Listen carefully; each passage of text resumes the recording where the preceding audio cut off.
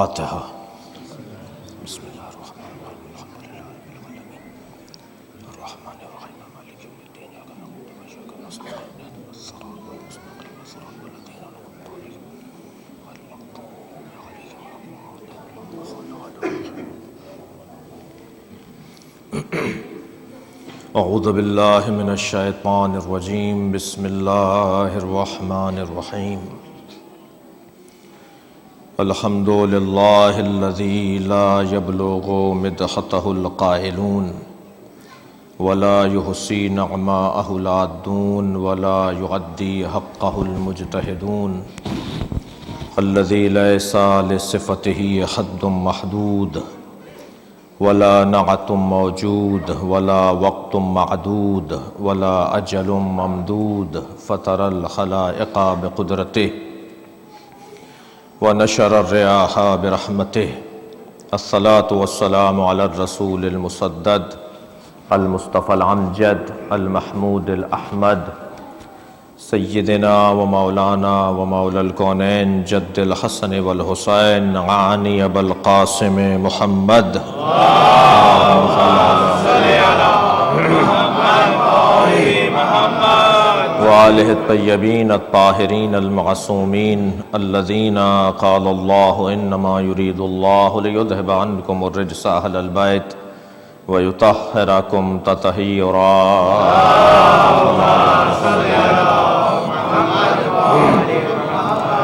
ولعنۃ اللہ علی اعدائہم اجمعین من یوم عداوتہم الی قیام یوم الدین، اما بعد فقد قال الحکیم فی قرآن الکریم، بسم اللہ الرحمن الرحیم، اذا جاء نصر اللہ والفتح ورأیت الناس يدخلون فی دین اللہ افواجا فسبح بحمد ربک واستغفرہ انہ کان توابا۔ صلوات۔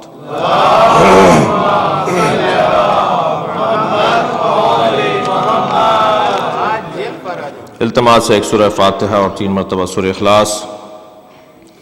مرحومہ اصغری بانو بنت منیر نواب، سکندر علی ابن شائق حسین، عزت آرا بنت شمشاد علی، سکندر آغا ابن احمد عالم، شبنم یاور بنت افضل حسین، منور علی ابن سکندر علی، مشہدی آغا ابن احمد عالم، آمنہ بیگم بنت احمد عالم، علی مہدی ابن شائق حسین کے سال ثواب کے لیے۔ بسم اللہ الرحمن الرحیم، الحمد للہ رب العالمین الرحمن الرحیم مالک یوم الدین ایاک نستعین اهدنا الصراط المستقیم صراط الذین انعمت علیہم غیر المغضوب علیہم ولا الضالین۔ بسم اللہ الرحمن الرحیم، بسم اللہ الرحمن الرحیم۔ درود پڑھ لیں محمد و آل محمد۔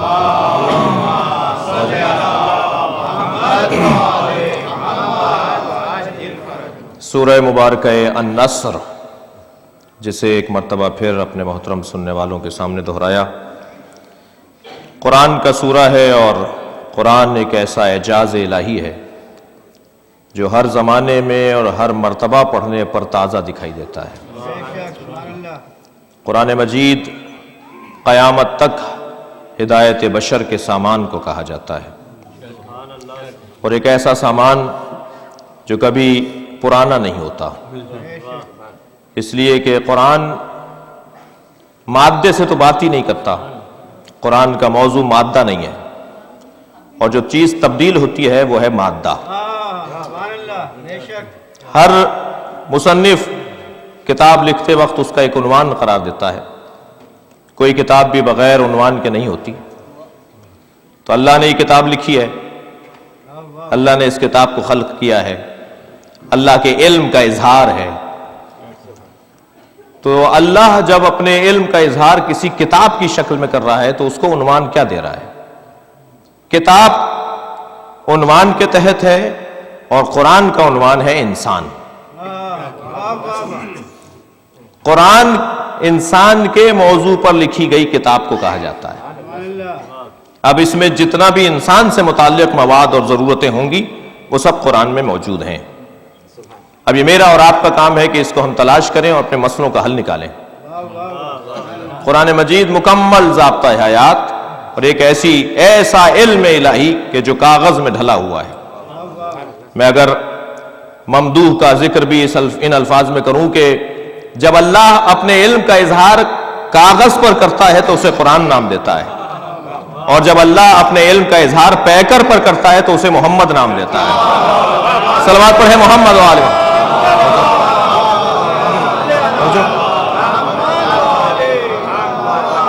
اور سب سے پہلا عنوان اگر کسی کی عظمت کا بیان ہوگا تو وہ سرکار کا عنوان، اس میں دو رائے نہیں ہے. اس لیے کہ صحابہ بھی ہیں تو رسول اللہ کے ہیں، اور اہل بیت بھی ہیں تو رسول اللہ کے ہیں. لہذا تمام عظمتوں کا محور سرکار کی ذات، تمام تر رفعتوں کا عنوان سرکار دو جہاں کی ذات. اور پھر بات جب آگے بڑھے گی تو یہی ہوگا کہ کیا سرکار چلے گئے؟ پہلے تو یہ طے کیا جائے کہ نبی مطلوب اور مقصود الہی ہیں یا نہیں. اللہ کو تو سوائے نبی کے کوئی اور دکھائی نہیں دیتا. اللہ کے نزدیک تو سرکار کے علاوہ کسی کا کوئی وجود ہی نہیں ہے. اگر ہے تو وہ ان کے نام پر ہے تو وہ ان کے عنوان پر ہے. تو مطلوب پروردگار اگر سرکار کی ذات، توجہ چاہوں گا، اگر مقصود الہی سرکار کی ذات ہے تو مقصود اور مطلوب کو بغیر اہتمام کے نہیں بھیجا جاتا. میں کل کی گفتگو سے بھی اپنی گفتگو کو پیوست کروں گا. اذا جاء نصر اللہ والفتح، جب آ جائے گی اللہ کی نصرت اور اس کی فتح تو آپ دیکھو گے، اے میرے حبیب آپ دیکھیں گے کہ وَرَأَيْتَ النَّاسَ يَدْخُلُونَ فِي دِينِ اللَّهِ أَفْوَاجًا، لوگ جوق در جوق، گروہ در گروہ دین الہی میں داخل ہوں گے. تو پھر فَسَبِّحْ بِحَمْدِ رَبِّكَ، شکریہ ادا کرو اپنے رب کا حمد کی صورت میں، اور استغفار کرو اس کی بارگاہ میں. استغفار گناہ کے نتیجے کو نہیں کہا جاتا. عزیزان گرامی، ہمیشہ گناہگار استغفار نہیں کرتا، قرب حاصل کرنے والا بھی جو رستہ اپناتا ہے اسے استغفار کہا جاتا ہے. صلوات بھیجیں محمد و آل محمد کا.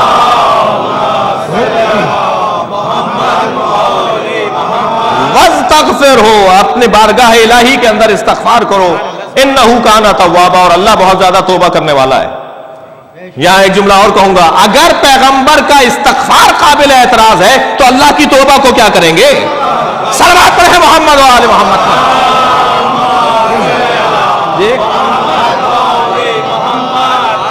کیا صاحب یہ معصوم ہے تو استغفار کیوں کر رہے ہیں؟ تو وہ تو اللہ ہے، توبہ کر رہا ہے.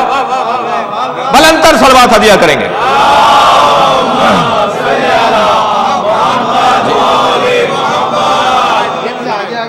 فرما رہے ہیں تھوڑا سا آگے تشریف لے آئیے.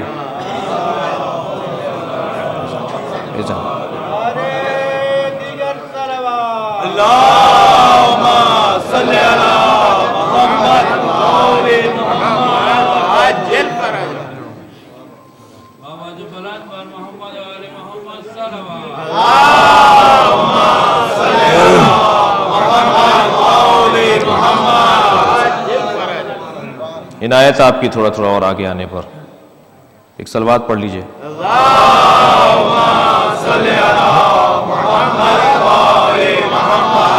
نہ استغفار کا وہ مطلب جو ہمارے لیے ہے، اور نہ توبہ کا وہ مطلب جو اللہ کے لیے ہے، کہ جب اللہ کی جانب سے نصرت اور فتح آ جائے گی تو پھر اس کے نتیجے میں فوراً اللہ تسبیح چاہتا ہے، فوراً اس کے نتیجے میں اللہ شکرانہ چاہتا ہے.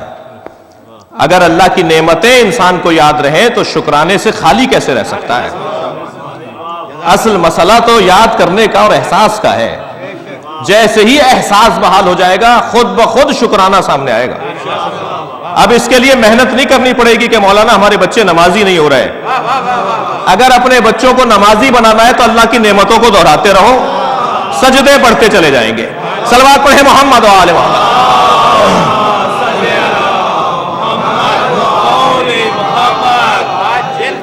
وہ کون سی چیز ہے، وہ کون سی طاقت ہے کہ جس کی بنیاد پر اللہ کی فتح نصیب ہوتی ہے؟ وہ کون سی نصرت ہے اللہ کی؟ وہ کون سا مرحلہ تھا جس پہ اللہ نے نصرت اپنی عطا کی؟ تلوار کے چلانے پر بھی جنگ بدر میں فرشتے نازل ہوئے، مگر پروردگار عالم نے اس نصرت کو فتح مبین نہیں کہا. لیکن جب برداشت کا مظاہرہ ہونے لگا، تحمل مزاجی کا اظہار ہونے لگا، بردباری کا تظاہر ہونے لگا اور تلوار رکھ کر قلم چلایا گیا تو ایک مرتبہ اللہ نے اسے فتح مبین قرار دے دیا۔ پروردگار عالم نے اپنے حبیب کو بڑی نصرتیں اور بڑی کامیابیاں عطا کی ہیں، اور سب سے بڑی کامیابی اللہ جو اپنے حبیب کو عطا کر رہا ہے وہ ہے ان کا رحیم اور بردبار اور حلیم ہونا ہے۔ رحمت پروردگار کا جلوہ گر، رحم الہی کا پرتو، ایک ایسا وجود کہ جس سے اگر سمجھنا ہو کہ اللہ کتنا رحیم ہوگا تو تم انہیں دیکھ لو، یہ کتنے رحیم ہیں، اور ان کا رحم اللہ کو اور ان کی رافت اللہ کو اتنی اچھی لگی کہ اللہ نے اپنے حبیب کا نام ہی رؤوف الرحیم رکھ دیا۔ قرآن مجید میں اللہ اپنے حبیب کو وہ بالمومنین رؤوف الرحیم، اور ہمارا حبیب مومنین پر رؤوف بھی ہے، رحیم بھی ہے۔ اب میں کیا کروں کہ کسی کونے کھدرے سے اگر آواز آ جائے کہ شرک ہو رہا ہے یا کفر ہو رہا ہے، رحیم تو اللہ ہے، رؤوف تو اللہ ہے، اس کے 99 ناموں میں ایک نام رحیم بھی ہے، ایک نام رؤوف بھی ہے، تو اللہ یہی بتانا چاہتا ہے کہ اگر کوئی میرا خلیفہ برحق ہوگا، اگر کوئی خلیفۃ اللہ ہوگا تو اللہ ہی کی دو صفات کا نمائندہ ہوگا۔ صلوات پڑھے محمد و آل محمد پر۔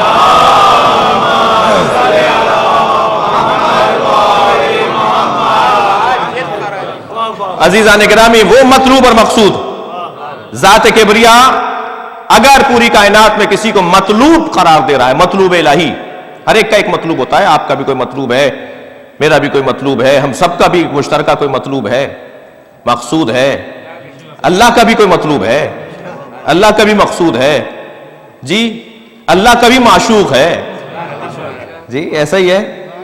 صاحبان ادب تشریف فرمائے، اور خاص طور پہ غزل کی دنیا کے، اور اگر تغزل کی دنیا کے لوگ ہوں تو پھر ویسے ہی مزاج میں تھوڑی سی اور تبدیلی آنی چاہیے۔ تو اگر اللہ کے نزدیک کون مطلوب ہے؟ اللہ کے نزدیک سرکار کی ذات مطلوب پروردگار، مقصود الہی سرکار دو جہاں کی ذات۔ اور عزیزان گرامی، مطلوب اور مقصود بغیر تمہید کے نہیں آتا، مطلوب اور مقصود کو اہتمام کے بغیر نہیں لایا جاتا۔ یہ مجلس مطلوب ہے یا نہیں؟ یہ عزاداری مقصود ہے یا نہیں میرے اور آپ کے نزدیک؟ اگر مطلوب اور مقصود ہے تو اہتمام کرنا پڑے گا۔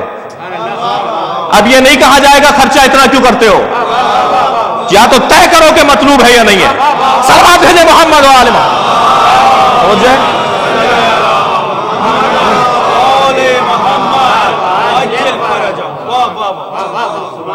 یہ نظام ہدایت ہے جو اللہ نے قرار دیا ہے۔ میں پہلی مجلس میں کہہ چکا ہوں، اسے دوسرے انداز سے بیان کر رہا ہوں۔ ایک غیر مسلم آ کر کہتا ہے جی مجھے قرآن دے دیجئے، پڑھ کر مسلمان ہونا چاہتا ہوں، تو ہم تو قرآن دینے کو تیار نہیں ہیں۔ یہ کہاں جائے؟ یہ اسلام سمجھنے کہاں جائے؟ کسی نظام مکتب ہائے دینی کے اندر کوئی ایسا مکتب ہے کہ جو یہ جامع ترین نظام دیتا ہو کہ دروازہ کھولے رکھو، ہندوؤں کو بھی آنے دو؟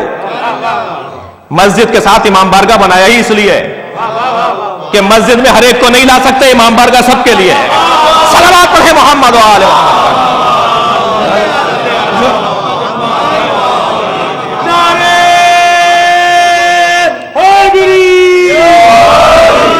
مسلم آئیں گے، غیر مسلم آئیں گے، سنی آئیں گے، شیعہ آئیں گے، شیعوں میں جتنے بھی جی جب اہل سنت اور غیر مسلم کو ہم امام بارگاہ میں بلانے کا اہتمام کر رہے ہیں تو پھر کیا یہ تفریق کر سکتے ہیں کہ یہ فلاں شیعہ ہے اور یہ فلاں شیعہ ہے؟ تو تقسیم تو یہاں ہے ہی نہیں، یہاں تو اجتماع ہے۔ کثرت کی تو یہاں بات ہی نہیں ہوتی، یہاں تو وحدت کی بات ہوتی ہے۔ صلوات پڑھے محمد و آل محمد۔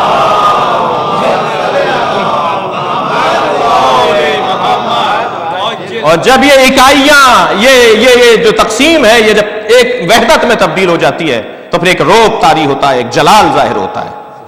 دنیا اتنا کچھ رکھنے کے باوجود آپ کا کچھ نہیں بگاڑ پا رہی۔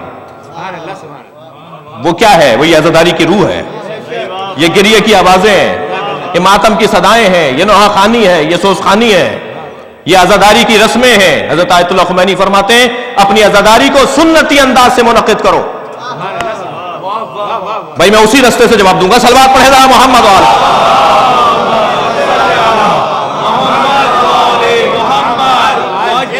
جب انقلاب اسلامی ایران کامیاب ہو گیا تو طرح طرح کی باتیں ہونے لگی کہ فلاں کی وجہ سے کامیاب ہوا، فلاں کی وجہ سے. تو حضرت آیت اللہ خمینی نے پہلا خطاب فرمایا، خبردار یہ طرح طرح کی بولیاں مت بولو، انقلاب کامیاب ہوا ہے تو محرم اور سفر کی وجہ سے ہوا ہے. صلوات پڑھیں محمد و آل محمد.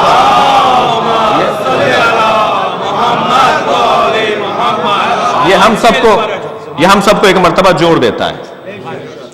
اور یہ بھی طے ہے کہ اگر کوئی پیارا ہے، کوئی اچھا ہے، کوئی مطلوب ہے، کوئی مقصود ہے تو اس کے لیے اہتمام کرنا پڑے گا، خرچہ کرنا پڑے گا. ویسے بھی اللہ نے ہم سے محبت نہیں مانگی ہے، اہل بیت کی مودت مانگی ہے. اچھا جی، اگر کسی کو میری بات اچھی لگ رہی ہو تو سبحان اللہ، تو اللہ کا ذکر ہے، مگر گردن ہلانے میں کوئی عیب نہیں ہے. ہاں یہ نفسیاتی مسئلہ ہے. ہم ایک جگہ مجلس پڑھ رہے تھے، ایک صاحب بہت غور سے دیکھ رہے تھے. ہم نے کہا صاحب سب سے زیادہ یہی سمجھدار ہیں، برابر والے کی کونی لگی تو گر پڑے. معلوم یہ وہاں آنکھیں کھول کے سو جاتے ہیں. صلوات پڑھ لے ذرا محمد و آل.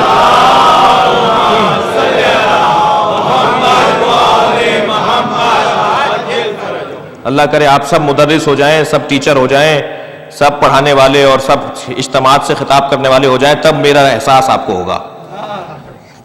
جی حضور توجہ ہے. تو مطلوب اور مقصود اگر ہے تو اس کے لیے اہتمام کرنا پڑے گا.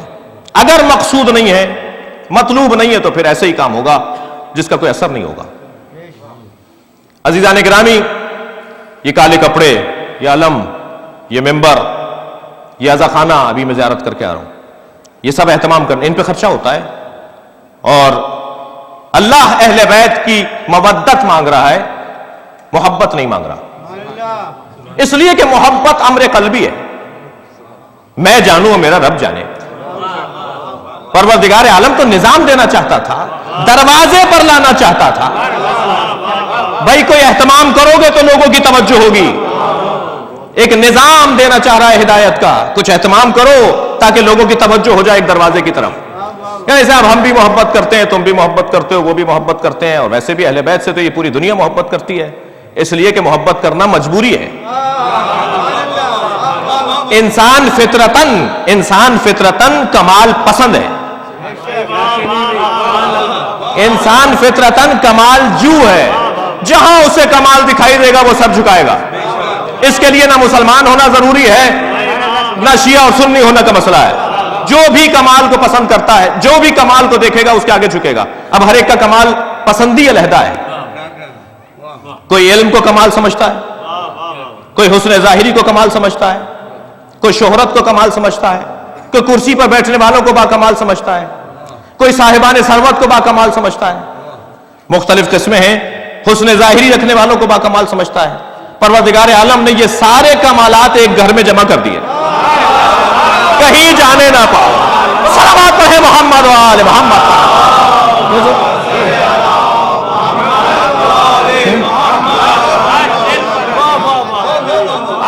علم یہاں پر ہے، شہرت یہاں پر ہے، عزت یہاں پر ہے، کرسی بھی یہاں پر ہے. جی حقیقی کرسی بھی یہیں پر ہے. جی حسن ظاہری بھی یہاں پر ہے، حسن باطنی بھی یہاں پر ہے. اور جتنے بھی کمالات کی قسمیں ہو سکتی ہیں وہ سب اس دروازے پر مل رہی ہیں. تو ابھی گنجائش ہی نہیں بنتی کہ کہیں اور جائیں. آج نہیں کل پشیمانی ان کے مقدر میں ہے جو یہاں سے دور ہیں. آج نہیں کل پشیمانی ان کے مقدر میں ہے. مقدر پھر بھی عزادار کا ہی ہے، آئندہ پھر بھی عزادار کا ہے. اس لیے کہ صحیح جگہ پر بیٹھا ہے. وہ اور بات ہے کہ کچھ کمزوریاں کوتاہیاں ہیں، وہ بھی بیٹھنے والوں ہی کی صحیح ہوں گی. چھوڑ کے جانے والوں کی کمزوریاں دور نہیں ہوں گی. جو اس دروازے پر بیٹھیں گے، جو یہاں جمع ہوں گے، انہی کی کمزوریاں بھی دور ہوں گی. تو ہر وہ کام جو مطلوب اور مقصود ہو اس کو اہتمام سے کرنے کی ضرورت ہے. اگر اہتمام سے نہیں کریں گے توجہ نہیں ہوگی، توجہ نہیں ہوگی. یہ جو ہزاروں من سونا ائمہ کے مزارات پر لگا ہوا ہے، یہ جو چاندی اور جواہرات اور سونا اور مختلف قیمتی چیزیں ائمہ کی قبروں پر اور ائمہ کی جالیوں پر اور گنبدوں پر اور میناروں پر لگے ہوئے ہیں، کہنے صاحب اس کو توڑ دو، اس کو نکال دو، یتیموں کو دے دو، بیواؤں کو دے دو، یتیم بچیوں کی شادیاں کر دو. جی سمجھ میں نہیں آتا کہ خانہ کعبہ کا کروڑوں ڈالر کا غلاف نظر نہیں آتا. جو جواز اس کا ہے وہی جواز اس کا ہے. اس لیے کہ جو مراکز دینیہ ہوا کرتے ہیں انہیں شان سے ہونا چاہیے, انہیں اہتمام کے ساتھ ہونا چاہیے. اور پھر یہاں سے کم کر کے کیوں دے دیں؟ ذرا ارادہ تو کرو, اللہ وہاں بھی برکت عطا کرے گا. عزاداری میں کمی نہیں ہوگی, مجلس میں کمی نہیں ہوگی, تبرک میں کمی نہیں ہوگی. اور الحمدللہ یہ بات وہ آپ سے کر رہا ہے جو یہ مشق کر چکا ہے. بھائی مجھے تو الٹا بولنا چاہیے, میرے ادارے چل جائیں. خبردار جو عزاداری سے کمی ہو, کسی یتیم کو نہیں چاہیے حسین کی عزاداری سے کم کر کے. وہ یتیم سکون سے رہتا ہے جو مجلس کو شان سے دیکھتا ہے, جو عزاداری کو اہتمام سے دیکھتا ہے وہ بیوہ زیادہ سکون سے رہتی ہے. لہذا یہاں سے کوئی کم نہیں ہونا چاہیے, یہاں جتنا ہو رہا ہے اس سے بڑھ کر ہونا چاہیے. کیوں؟ اس لیے کہ جتنا اہتمام کریں گے اتنی توجہ بڑھے گی. کہنے لگے مولانا ہمارا بچہ نماز نہیں پڑھ رہا, کیا کریں, کہہ کہہ کے تھک گئے. ہم نے کہا ذرا آپ بتائیے آپ کیسے پڑھتے ہیں نماز. تھوڑا سا جب کھوج لگائی تو معلوم ہوا کہ دفتر سے تھکے ماندے پہنچتے ہیں جی, کچھے میں اور بنیان میں نماز پڑھنے کھڑے ہو جاتے ہیں. بال بگڑے ہوئے ہیں, ویسے ہی جیسا تیسا وضو جو ہے چپڑ چپڑ کے کر لیا, اور ایک مرتبہ جو ہے آ کر مصلی پہ کھڑے ہو گئے. تو ابھی بچہ جب دیکھے گا کہ میرے ابا کچھے میں نماز پڑھ رہے ہیں, بنیان میں نماز پڑھ رہے ہیں, بال بھی نہیں بنایا جی, خوشبو بھی نہیں لگائی, تو بچے کو نماز سے محبت کب ہوگی؟ لیکن یہی بچہ دیکھے کہ ابا آئینے کے سامنے آئے ہیں آفس سے ایک مرتبہ جی, حمام ہو کر آئے ہیں, اور اس کے بعد نئے اجلے سے کپڑے پہنے ہیں اور پرفیوم لگا رہے ہیں, خوشبو لگا رہے ہیں, کنگھا کر رہے ہیں, آئینے کے سامنے کھڑے ہو رہے ہیں. بچہ پوچھے گا ابا کہاں جا رہے ہیں, اور بس اتنا سے کہہ دیا کہ مصلی پہ جا رہے ہیں, آپ یقین جانیے بچہ پکا نمازی ہوگا. معلوم یہ ہوا کہ جس کام کا اہتمام کیا جاتا ہے اس سے محبت بڑھتی ہے. صلوات پڑھے محمد و آل محمد. مجھے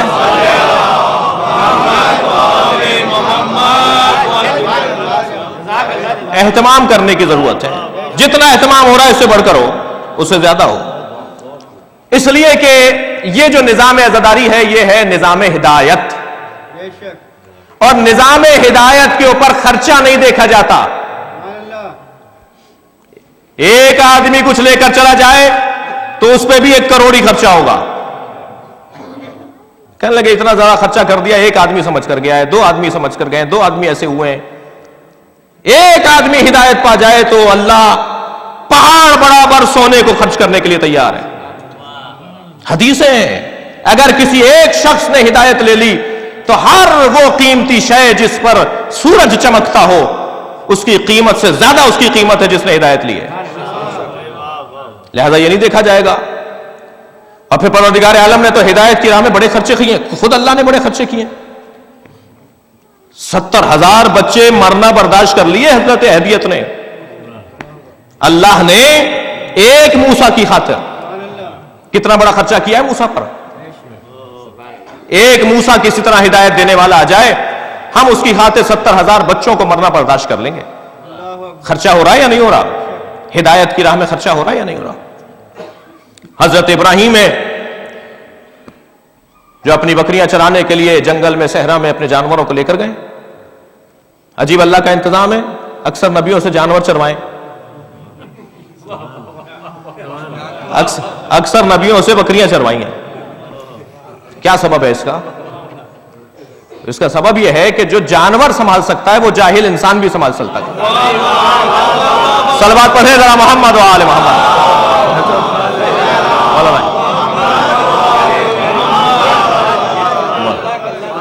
بلندر صلوات ہدیہ کریں. بہت شکریہ. اس لیے کہ جانور کو سنبھالنے کے لیے اجازت ہے مولانا, جانور کو سنبھالنے کے لیے اعصاب کی مضبوطی چاہیے, اعصاب کی مضبوطی چاہیے جانور کو سنبھالنے کے لیے, حوصلہ مندی چاہیے. ہر ایک جانور نہیں پال سکتا. تو بس بہرحال حضرت ابراہیم اپنی بکریوں کو چرانے کے لیے صحرا میں نکلے ہوئے ہیں. ادھر جبرائیل اللہ سے, یا اللہ ابراہیم کے لیے کیا مقام قرار دیا ہے؟ کہا جبرائیل ابراہیم تو اپنا سب کچھ دینے کو تیار ہے. یہ مال بھی دینے کو تیار ہے، یہ اولاد بھی دینے کو تیار ہے، یہ جان بھی دینے کو تیار ہے۔ ان تین سرمایوں کے علاوہ تو کوئی چوتھا سرمایہ نہیں ہوتا۔ یا انسان کے پاس مال ہوتا ہے، یا انسان کے پاس جان ہوتی ہے، یا انسان کے پاس اولاد ہے۔ یہ تین قیمتی چیزیں ہیں۔ اے جبریل، یہ میرا ابراہیم، میرا خلیل اپنا سب کچھ دینے کو تیار ہے، جا کے آزما لو۔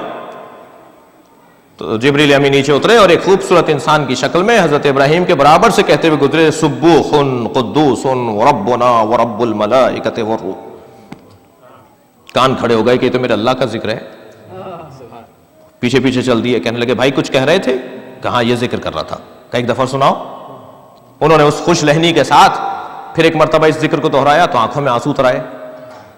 میرا اللہ کا ذکر کوئی اتنا اچھا بھی کرتا ہے؟ جی ایک دفعہ اور سناؤ۔ جبریل کہنے لگے دو گے کیا؟ کہنے لگے یہ جو جانور ہیں 1/3 دینے کو تیار۔ پھر جب سن لیا پھر کہنے لگے ایک دفعہ اور سناؤ۔ کہنے لگے آپ کیا دو گے؟ کہا جتنے آدھے دینے کو تیار۔ پھر کہا ایک دفعہ اور سناؤ۔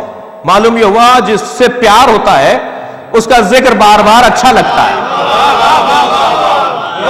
بار بار سن رہے ہیں، اور سب کچھ دے دیا۔ تو حضرت جبریل نے بڑھ کر کہا کہ یہ جانور تمہارے واپس، ہمیں تمہارے جانور نہیں چاہیے تھے، ہمیں تمہارا دل چاہیے تھا۔ ہم دیکھ رہے تھے کہ تم اللہ کی خاطر اپنے مال سے ہاتھ اٹھا سکتے ہو، خرچہ کر رہے ہیں حضرت ابراہیم، اللہ کے ذکر پر خرچہ کر رہے ہیں۔ اور پھر تو حضرت ابراہیم نے بہت کچھ دے دیا، اپنی جان بھی دینے کو تیار ہو گئے، اپنا مال بھی، اپنی اولاد بھی دینے کو تیار ہو گئے، اور سب کچھ حضرت ابراہیم نے تو پورا کام کیا، چلنے کے لیے چلے گئے اطمینان کے ساتھ، سکون کے ساتھ۔ آگ میں جلنے کے لیے آمادہ ہو گئے، بچے کے گلے پہ چھری چلا دی۔ ایسا نہیں ہوا کہ چھری نہیں چلائی ہے، انہوں نے اپنا کام پورا کیا ہے۔ وہ تو چھری الٹی ہو جاتی تھی۔ وہ جو نیل پڑے تھے حضرت اسماعیل کے گلے پر، جسے حضرت ہاجرہ نے دیکھا تو تیسرے دن رحلت ہو گئی، رو رو کر بچے کے گلے کے نیلوں کو دیکھ کر حضرت ہاجرہ کی رحلت ہو گئی۔ تو وہ چھری الٹی ہو جاتی تھی اس لیے نیل پڑتا تھا، حضرت ابراہیم اسے سیدھا کرتے تھے پھر الٹی ہو جاتی تھی۔ علامہ مجلسی نے اسے بہار میں روایت کو لکھا ہے۔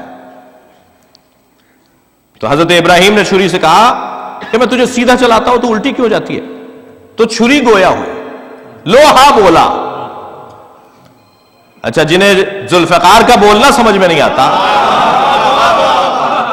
صلوات پڑھ لیں ذرا محمد و آل محمد۔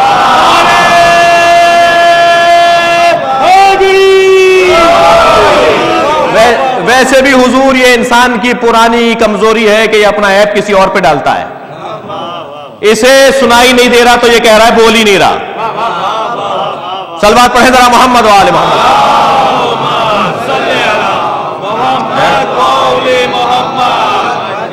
یہ درخت بولتا ہے، یہ پتھر بولتا ہے، یہ سب بولتے ہیں، ہم نہیں سن پا رہے۔ تو اس کا مطلب یہ نہیں کہ بولتے نہیں ہیں، جو ان کو سنتے ہیں ان کے فضائل ذرا بیان ہو۔ یہ کنکر کو ہاتھ میں اٹھا لے تو کنکر کلمہ پڑھتا ہے، جانوروں کی بولیاں سمجھتے ہیں، مختلف مخلوقات کی بولیاں سمجھتے ہیں۔ یہ ذوالفقار بھی بولتی تھی۔ آیت اللہ علی اکبر نہاوندی نے العبقری الاحسان میں 10 جلدیں امام زمانہ پر لکھی ہیں۔ آیت اللہ علی اکبر نہاوندی نے، اس کی مجھے تردد ہے 3 یا 4 جلد کے اندر، میرے پاس پورا اس کا دورہ موجود ہے۔ اس میں ذوالفقار پہ انہوں نے 20 صفحے لکھے ہیں۔ اور ذوالفقار کا کیا تعلق ہے امام زمانہ سے، کیسے لائے ہیں اس ربط کو؟ انہوں نے کہا کہ جو تبرکات امام لائیں گے، جو چیزیں امام کے پاس ہوں گی ان میں ایک ذوالفقار بھی ہوگی۔ جب امام ظہور فرمائیں گے تو ذوالفقار بھی امام اپنے ساتھ لے کر آئیں گے۔ تو اس کے اوپر تحریر کرتے ہوئے لکھتے ہیں کہ ذوالفقار بولتی تھی، ذوالفقار بات کرتی تھی، مولا سے جنگ کے دوران بھی بات کرتی تھی، گھر آ کے جناب زہرا کو بھی حال جنگ سناتی تھی۔ صلوات پڑھیں ذرا محمد و آل محمد۔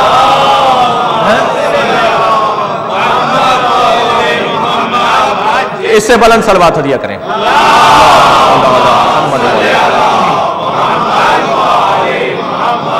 تو حضرت ابراہیم نے چھری سے کہا کہ میں تو تجھے سیدھا رکھتا ہوں، یہ الٹی کیسے ہو جاتی ہے؟ تو الٹی کیوں ہو جاتی ہے؟ تو لوہا گویا ہوا، الخلیل امرنی والجلیل نہانی، مجھے اللہ منع کرتا ہے اور خلیل حکم دیتا ہے۔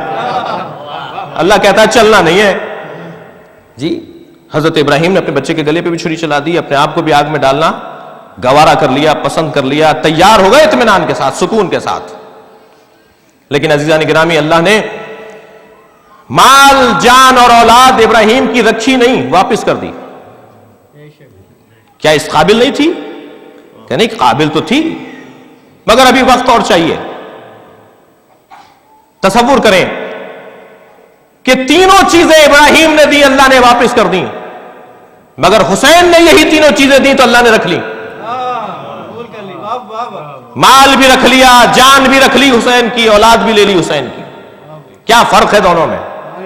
ایک مثال کے ذریعے سے بات کو روشن کروں، اپنے مدعا کو روشن کروں. لیکن میں کیا کروں، پوری مجلس میں مجھے کوئی بچہ دکھائی نہیں دے رہا، تو یہ میں تعریف بھی کر رہا ہوں، شاید تنقید بھی کر رہا ہوں. تو ظاہر ہے جب انہیں اردو سمجھ میں ہی نہیں آئے گی تو وہ بیٹھیں گے کیسے؟ تو اس کے اوپر بھی غور فرمائیے کہ ان کے لیے کیا کرنا ہے. اگرچہ مولانا سے استفادہ وہ کر رہے ہیں، لیکن پھر مستقبل 30-40 سال کے بعد اردو کا تو یہاں نہیں ہے. تو آپ ذرا تصور کریں، اچھا ہوا ایک بچہ آ گیا. تو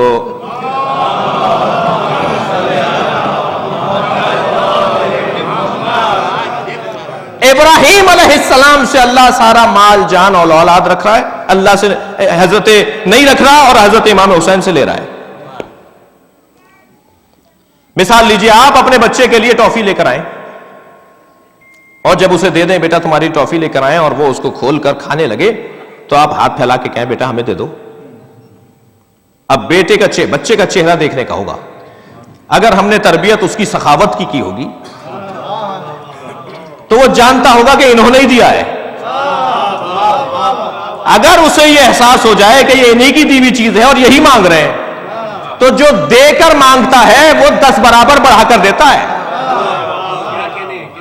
توجہ کر لیا حضرات؟ تو اگر یہ طے ہو جائے کہ دینے والا جو ہے وہی مانگ رہا ہے، اللہ نے دیا ہے، وہ مانگ کیوں رہا ہے؟ وہ قرض حسنہ کیوں مانگ رہا ہے؟ وہ زکوٰۃ کیوں مانگ رہا ہے؟ اس کا مطلب یہ ہے کہ اس سے بڑھ کر دینا چاہتا ہے، دے کر دکھاؤ. ذرا اپنا دل تو دو، صلوات پڑھے محمد وآل محمد.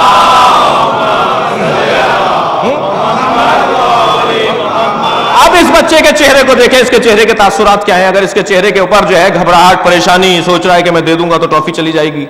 سمجھدار بچہ اسی شش و پنج میں ٹافی چلی جائے یا ابا چلے جائیں. ٹافی نہیں دوں گا تو والد ناراض ہو جائیں گے، دادا ابا ناراض ہو جائیں گے. ٹافی دے دوں گا تو ٹافی چلی جائے گی. اسی شش و پنج میں کامیاب بچہ وہ ہے، حکیم اور دانا بچہ وہ ہے، سیاستدان بچہ وہ ہے جو ایک مرتبہ ٹافی دے دے اور آپ ٹافی لینے کے بعد کہتے ہیں کہ بیٹا جیتے رہو، آباد رہو، کل پوری تھیلی لائیں گے، پورا ڈبہ لا کے دیں گے اور آپ ایسے ہی کریں گے. یعنی ایک ٹافی دے کر لے لی تو آپ اس کو اس سے 10 برابر لا کر دیں گے. لیکن فرض کیجئے یہ ٹافی آپ کھانے لگیں، آپ ہی نے دی تھی، تو جتنے بھی وہاں بڑے بیٹھے ہوں گے لوگ کہیں گے دیکھو بچے کی ٹافی کھا رہے ہیں. دیکھا بھی ہے کہ یہی لے کر آئے، لیکن بچے کو دے کر واپس لے لینا پسند نہیں کیا جائے گا. لیکن یہی بچہ جب 35 سال کا ہوگا، اچھی جاب پر آ جائے گا، اچھی کرسی پر آ جائے گا، یہ گھر بنا کر دے گا، ابا آپ کے لیے بنایا ہے. یہ کپڑے لا کر دے گا، ابا یہ گاڑی آپ کے لیے ہے، ابا یہ پیسے آپ کے لیے ہیں. تو 35 سال پہلے ٹافی نہیں لی، 35 سال کے بعد سب کچھ لے لیا. کیا فرق ہے ابراہیم اور حسین میں؟ ابراہیم اور حسین میں فرق یہ ہے کہ ابراہیم بندگی کا بچپنا ہے، حسین بندگی کی جوانی ہے. صلوات پڑھے محمد و آل محمد.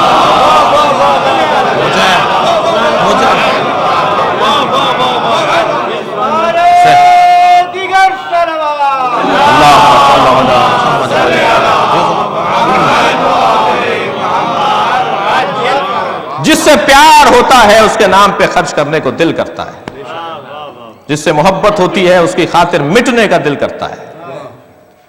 ورنہ پیار سچا ہونے کے لیے مشکل ہوگا اسے ثابت کیا جائے. پیار سچا ہے تو پھر خرچہ ہوگا.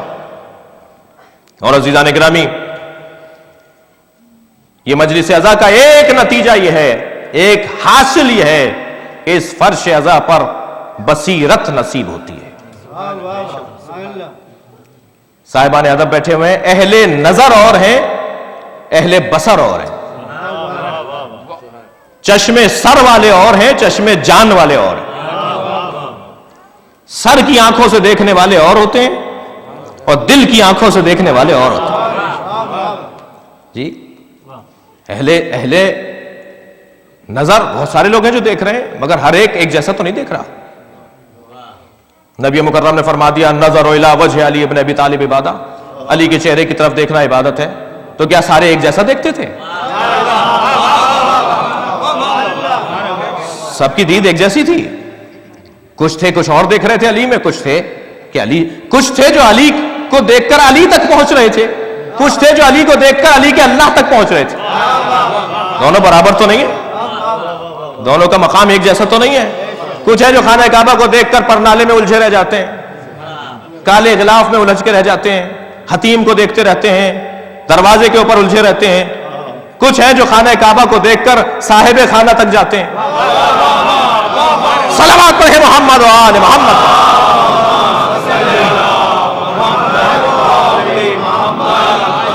یہ بصیرت میں کیسے بدلے؟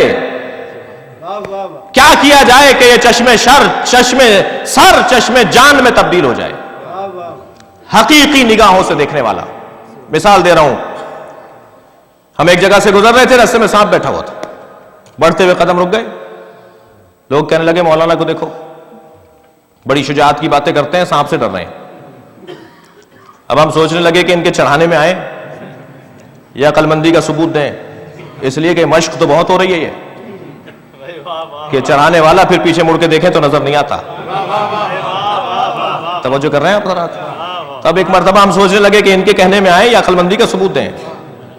ابھی یہی سوچ رہے تھے کہ ایک مرتبہ ایک بچہ برابر میں آ کے کھڑا ہوا، کہنے لگا مولانا یہ پلاسٹک کا ہے. جیسے ہی ہمیں معلوم ہوا یہ سانپ پلاسٹک کا ہے، ہم نے اسی پر پیر رکھا اور گزر گئے. تو پہلے پیر رکے، قدم رکے کیوں تھے؟ پھر قدم بڑھے کیوں؟ توجہ چاہوں گا اس جملے پر، آپ میری طرف توجہ رکھیں. پہلے قدم رکے کیوں تھے، پھر قدم بڑھے کیوں؟ جملہ محسوس کریں. جب حقائق روشن ہو جاتے ہیں تو اقدامات بھی بدل جاتے ہیں. صلوات پڑھے محمد و آل محمد پر.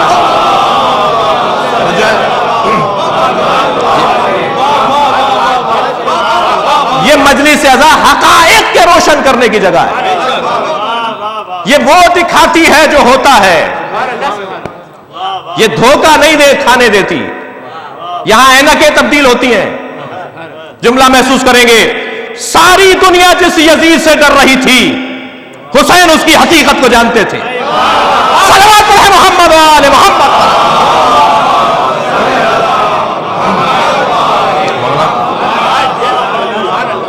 یہ فرش اعزا دید بدلنے کی جگہ ہے، حقائق کو روشن کرنے کی جگہ ہے. انسان وہ دیکھتا ہے کہ جو ہوتا ہے. ویسے بھی یہ دنیا مقام واہمہ ہے، توہمات کی جگہ ہے. یہ دنیا دھوکے کی جگہ ہے، فریب کی جگہ ہے.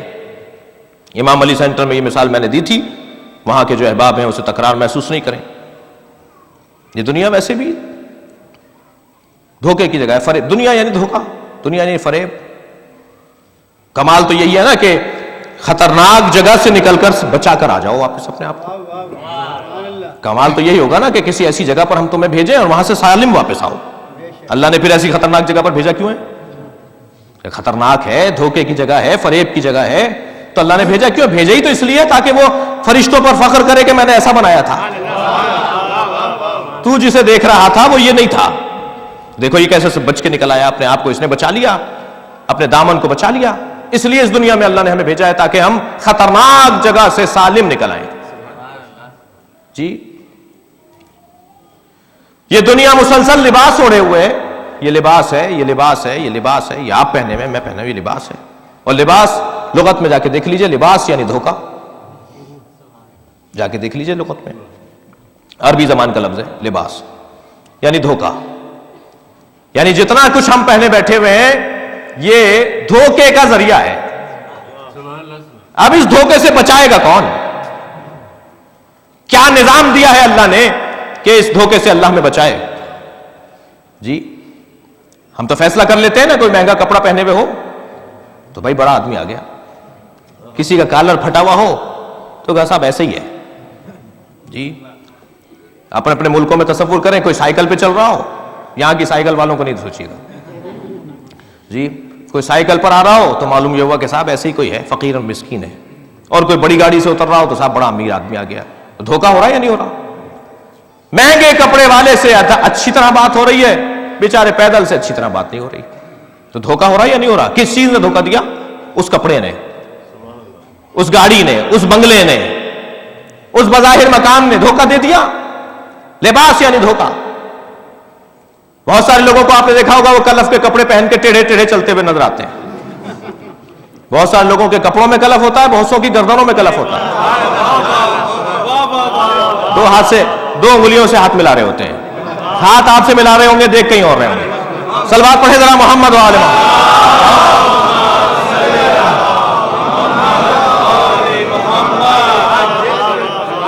توجہ کر رہے ہیں آپ حضرات؟ یہ فرش عزا دھوکے سے نکالتا ہے. یہ فرش عزا دھوکے سے نکالتا ہے. یہ وہ ہاسپٹل، ہسپتال اور شفا خانہ ہے جہاں وہ بیماری دور ہوتی ہے جو اصلی بیماری ہے. ارے مولانا ساری دنیا کی عزاداری کے پیسے جمع کر کے عالمی سطح کا ہسپتال بنا دیجئے. تمہیں کیا پتا ہسپتال کہتے کسے ہیں؟ ذرا آ کے اس فرش عزا پر بیٹھو، کتنی شفا ملتی ہے. سب سے بڑی بیماری کیا ہے؟ سب سے بڑی بیماری ہے اضطراب. اربوں کھربوں روپے کا مالک ہے، ٹیبلٹ لے کے سوتا ہے، تو یہ غریب ہے یا نہیں؟ اور ریڑا چلاتا ہے اور ٹھیلا لگاتا ہے اور سکون سے سوتا ہے، تو یہ امیر ہے یا نہیں؟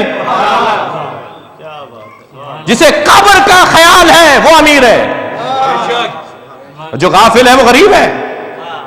تو امیر اور غریب کا کیسے معلوم ہو کہ کون زیادہ امیر ہے؟ عزیزان گرامی، اس فرش عزا پر بیٹھ کر جو شفا ملتی ہے اسے کہتے ہیں اطمینان قلب. مولانا بہت کچھ کر کے آ گئے، بہت کچھ غلطیاں ہو گئی، کہاں جائیں، کس سے جا کے معافی مانگیں، کون سا دروازہ بجائیں جو اللہ کی توجہ ہو جائے، اللہ کا رحم آ جائے. لہذا حضرت آیت اللہ جوادی عاملی فرماتے ہیں، میرے بزرگ ساتھی تشریف فرمائیں مرجع تقلید اس وقت قوم کے اندر، وہ فرماتے ہیں کہ اگر کوئی گناہگار، میں دعوت گناہ نہیں دے رہا، اگر کوئی گناہگار مجلس عزا میں جا کر رو کر لوٹے تو تمہیں حق نہیں ہے کہ اسے ویسے ہی گناہگار سمجھو. صلوات پڑھے محمد و آل محمد. کہاں جائیے؟ کوئی دروازہ ہے جہاں جا کر وہ اللہ کی بارگاہ میں التجا کرے؟ اس میں ایک بہترین دروازہ جسے باب اللہ، میں نہیں کہہ رہا، امام معصوم نے باب اللہ کہا ہے حسین کو، ائمہ نے امام حسین کو باب اللہ کہا ہے، اللہ کا دروازہ. جو امام حسین کے پاس آ گیا، یہ ان لوگوں کے چکر میں نہیں پڑے کہ جو سمجھنا نہیں چاہ رہے عزاداری کو. میں غیروں کی بات کر رہا ہوں، شیعہ تو کوئی ایسا نہیں ہے، سنی بھی ایسا نہیں ہے. الحمدللہ پاکستان، ہندوستان، بر صغیر، دنیا بھر کے اندر کوئی مسلمان آپ کو نہیں ملے گا سنی شیعہ اور حتیٰ غیر مسلم جو اہل بیت سے محبت نہ کرتے ہو. اہل بیت پہنچے نہیں اس تک، میں نے نہیں پہنچائے، میں نے اہل بیت کا کردار نہیں پہنچایا. ہو نہیں سکتا کوئی اہل بیت کا کردار سن لے اور اہل بیت سے پیار نہ کرے. یہ کوتاہی میری ہے.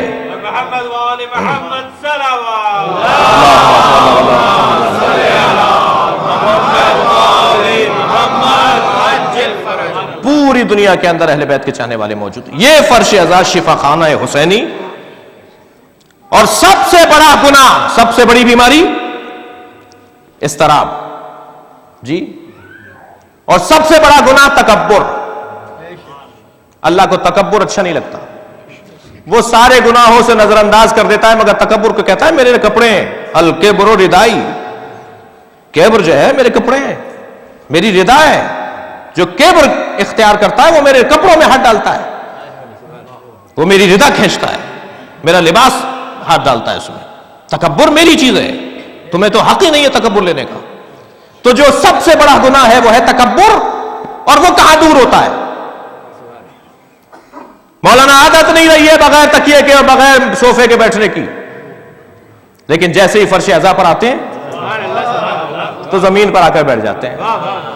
کیا کریں، گھٹنے میں درد ضرور ہے مگر 1 گھنٹے امام حسین کے لیے تیار ہیں.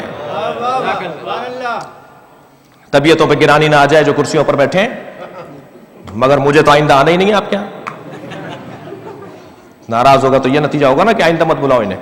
سب ایک جیسے نہیں ہیں جو بزرگ بیٹھے ہوئے ہیں، ان میں کچھ ہیں جو مجبور ہیں. پوری دنیا کی بات کر رہا ہوں، اس ثقافت کو بند کیجئے. یہ فرش عزا ہے یا سیمینار ہال ہے؟ آپ کے یہاں زیادہ ہوتا جا رہا ہے، پاکستان میں بڑھ گیا آپ کی وجہ سے. چند لوگ ہیں جو بیمار ہیں، جو کرسیوں پر بیٹھتے ہیں. فرش آزاد تکبر مٹاتا ہے، عاجزی لانے کا بہترین ذریعہ فرش آزاد ہے. صلوات پڑھیں محمد و آل محمد.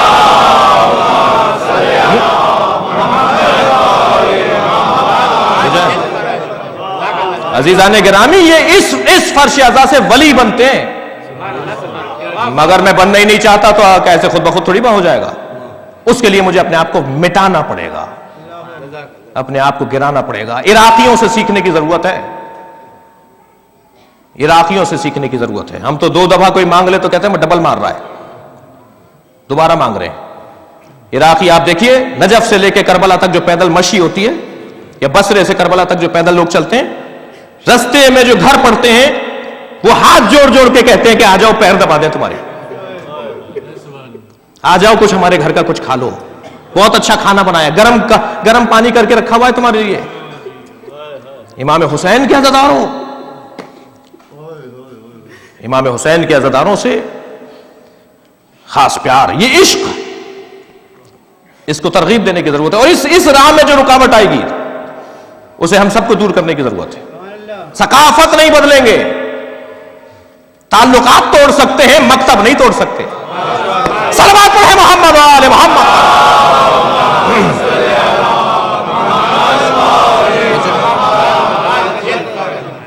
اس فرش عزا سے جو کچھ نصیب ہوتا ہے عزیزان گرامی، اس کا بیان بڑا مشکل ہے. حق ادا نہیں ہو سکتا اس فرش عزا کی فلسفے کو. اہتمام کر رہے ہیں اور اہتمام کی ضرورت ہے.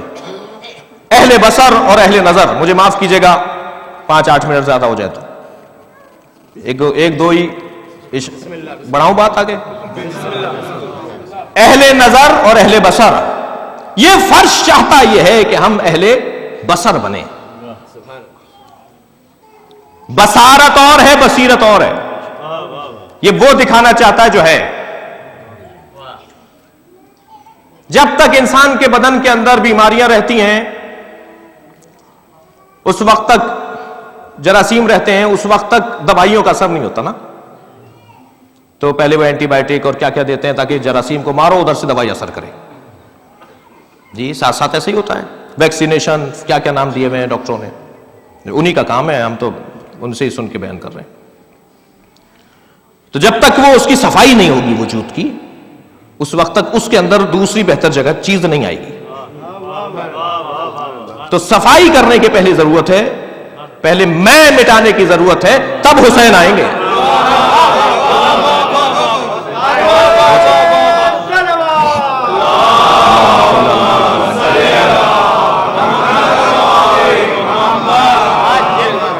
آج جدید نظام طب کے اندر یہ کہا جاتا ہے کہ صاحب بہتر علاج کا دور ہے، بہتر بیماریاں پکڑنے کا دور ہے. پہلے کا طبیب جو ہے وہ نبض دیکھ کر تشخیص بھی کرتا تھا اور علاج بھی کرتا تھا، اور آج کا طبیب تشخیص کا علیحدہ ہے اور علاج کا علیحدہ ہے. ایسا ہی ہے. کہنے صاحب یہ فلاں چیزوں کے ٹیسٹ کروا کے آ جائیے، تشخیص ہو جائے کہ ان کو کیا کیا چیزوں کی کمی ہے، کیا چیزیں زیادہ ہیں ان میں، کیا چیزیں ان میں کمیاں ہیں. اور پھر وہ علاج کرنے والا کہتا ہے صاحب جو زیادہ ہو گئی انہیں کم کرو، جو کم ہے انہیں لیول میں لے کر آؤ، برابر کرو. تو 2 طرح کے ڈاکٹر ہو گئے، تشخیص مرض اور علاج مرض. یہ کہہ رہے ہیں صاحب کارنامہ ہے، یہ کارنامہ ان کا نہیں ہے. پروردگار عالم نے یہ نظام بہت پرانا ڈالا ہوا ہے. اس نے علاج مرض کے بھی طبیب بھیجے اور تشخیص مرض کے بھی طبیب بھیجے. جملہ محسوس کریں گے، میری محنت کا جملہ ہے. امام حسن نے صلح کر کے تشخیص مرض کیا اور امام حسین نے جان دے کے علاج مرض کر دیا. صلوات پڑھیں محمد و آل محمد.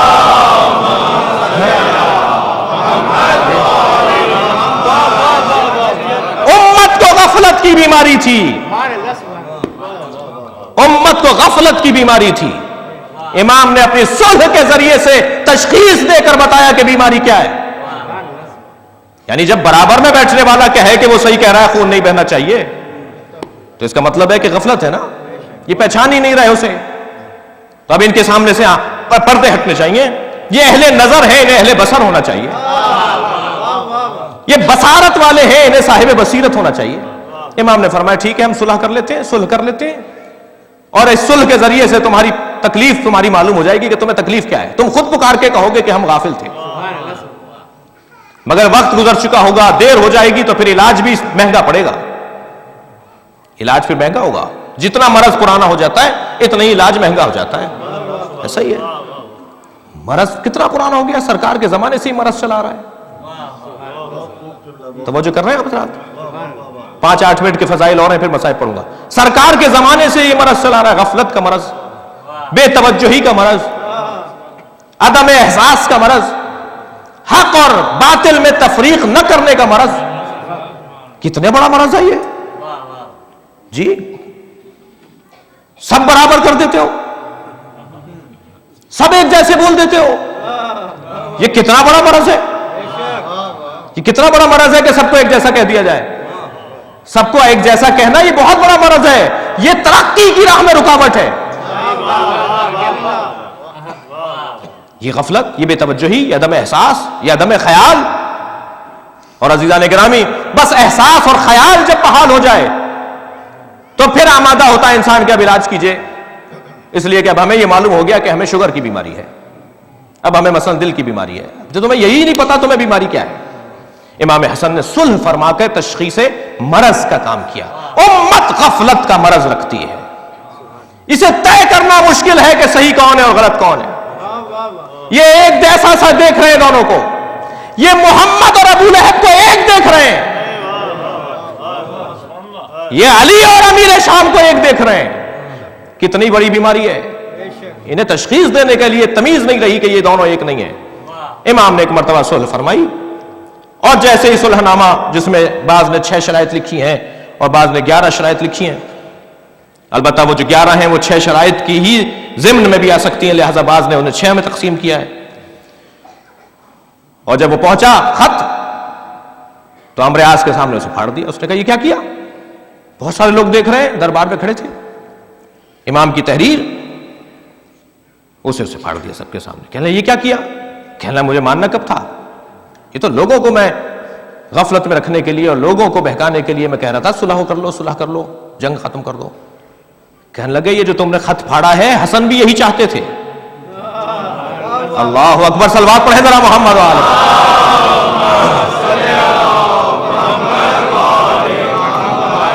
بہت جلدی کر دیا تم نے. حسن بھی تو یہی چاہتے تھے کہ تمہارا اصلی چہرہ سامنے آ جائے. لوگ تمہیں پہچان نہیں پا رہے. یہ بات پھیلی تو پیغمبر آمن کا مقام دیکھیے کتنا بلند ہے کہ حضرت آخری شق کے ٹوٹنے کا بھی انتظار کر رہے ہیں.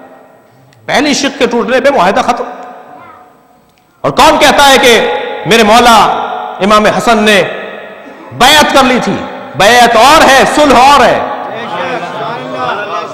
بیعت مولا اور موالی کا رشتہ ہے اور صلح برابری کا رشتہ ہے. بہت مانو گے تو برابر مانو گے. صلوات پڑھیں محمد و آل محمد.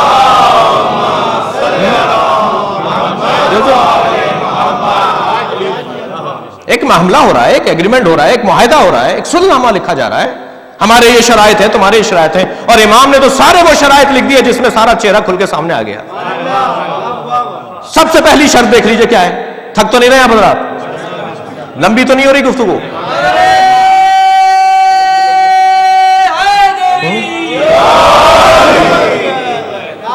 اچھا،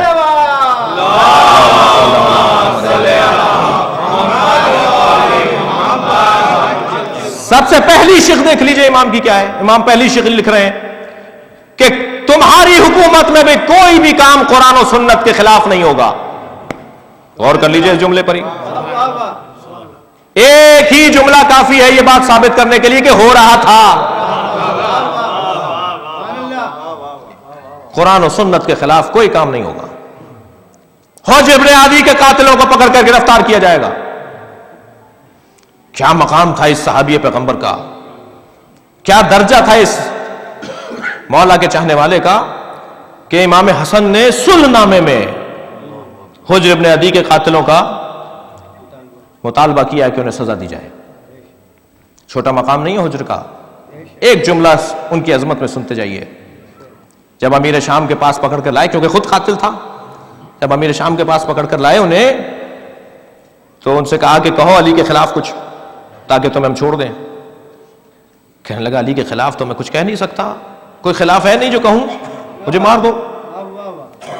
تو کہنے لگا تمہارے تو 2 بیٹے تھے وہ کہاں ہیں؟ کہنے لگے صفین میں شہید ہو گئے. تو کہا علی کے بیٹے کہاں ہیں؟ کہا حسن حسین اللہ سلامت رکھے, حجر ہاتھ بندھے ہوئے, دانت ٹوٹ گئے تھے, زخمی ہونٹ کٹ گیا تھا, خون بہ رہا تھا, دربار میں کھڑے. کہنے لگا تمہارے بیٹے صفین میں مارے گئے اور علی کے بیٹے کہاں ہیں؟ کہنے علی کے بیٹے حسن حسین کو اللہ سلامت رکھے. کہنے لگا دیکھا اپنے بیٹے بچا لیے, تمہارے بیٹوں کو مروا دیا. تو ایک مرتبہ جلال کے لہجے میں بات کی, خبردار خاموش, میں علی سے شرمندہ ہوں, میں زندہ ہوں علی مارے گئے, میں زندہ رہ جاؤں اور علی چل جائے. یہ جرت حق ہے نا اس شخصیت کے لیے کہ امام حسن صلح نامے میں ان کا نام لکھیں, حجر ابن عدی کے قاتلوں کو گرفتار کیا جائے, یہ امام حسن کے, اور سزا دی جائے امام حسن کی شق. اور ان میں ایک یہ کہ اگر تو اس دنیا سے چلا جائے تو تیرے بعد یہ حکومت یا حسن ابن علی تک جائے گی, اور اگر وہ زندہ نہ ہو تو حسین ابن علی تک جائے گی. اور مولا امام حسن کی شہادت کے بعد 10 سال امام حسین صلح پر پابند رہے ہیں. اس کا خیال کیا ہے 10 سال امام حسین, کون کہتا ہے صرف صلح پسندی امام حسن میں تھی؟ نہ یہ صلح پسند تھے, نہ یہ جنگ پسند تھے, یہ مشیت پسند تھے. جو اللہ چاہے گا اسے چاہتے ہیں, تو ان کے لیے یہ چیزیں کچھ نہیں ہیں. جب چاہے گا اللہ کے قلم چلاؤ تو یہ قلم چلائیں گے, تلوار چلاؤ تو یہ تلوار چلائیں گے. اور دوسرے بھائی نے عزیزان گرامی شہادت کے ذریعے سے علاج مرض کا کام کیا. آج شب شہادت, چلیے کچھ دیر کے لیے اپنے ذہنوں کو شام سے رہائی پانے والے مسافروں کی طرف لے چلیے.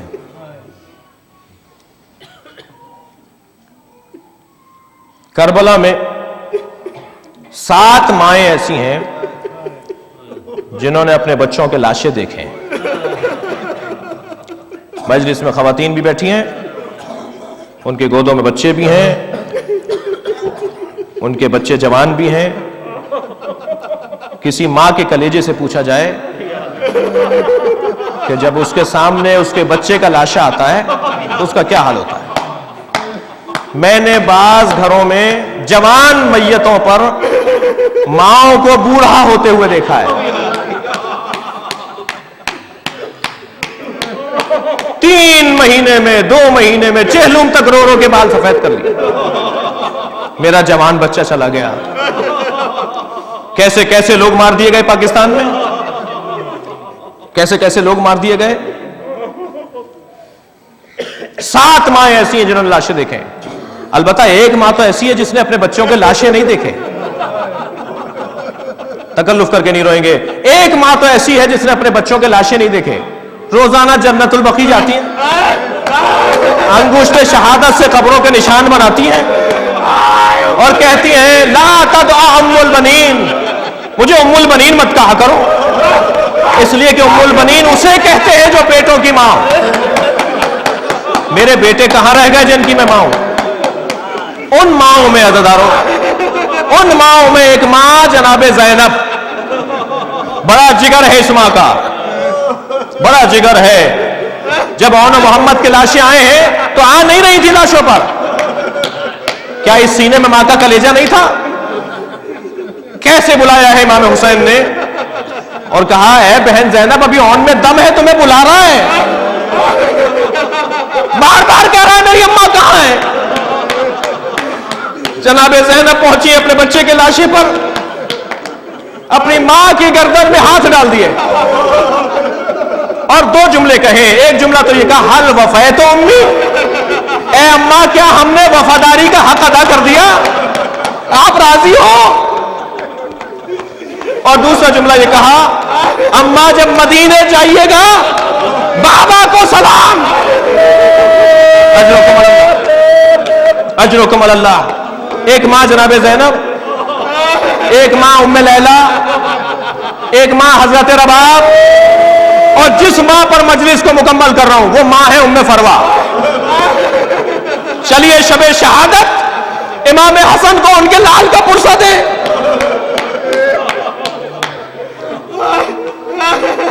جب حضرت قاسم نے آواز دی نا چچا میری مدد کیجیے گا، تو راوی کہتا ہے کہ حسین گھوڑے پر بیٹھ کر ایسے چلے کہ آتے ہوئے حسین کو دیکھ کر دشمن کو یقین ہو گیا کہ حملہ کرنے آ رہے ہیں۔ یہ انداز مدد کرنے والے کا نہیں ہوتا، جس انداز سے حسین آ رہے ہیں وہ انداز حملہ کرنے والے کا ہوتا ہے۔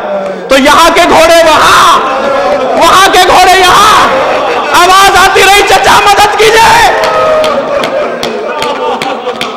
پہنچے ہیں جب اپنے بھتیجے کے لاشے پر تو لاشا پامال ہو چکا تھا، تو سر پکڑ کر بیٹھ گئے اور کہنے لگے اے قاسم تیرے چچا پر بڑا گراں ہے کہ تم مدد کے لیے پکارے اور تیرا چچا مدد نہ کر سکے۔ اب ایک مرتبہ امام حسین نے لاشے کو اٹھایا، کیسے اٹھایا اس کا بیان بڑا مشکل ہے، لیکن لاشا لے کر آئے، گنج شہیدہ میں رکھ دیا۔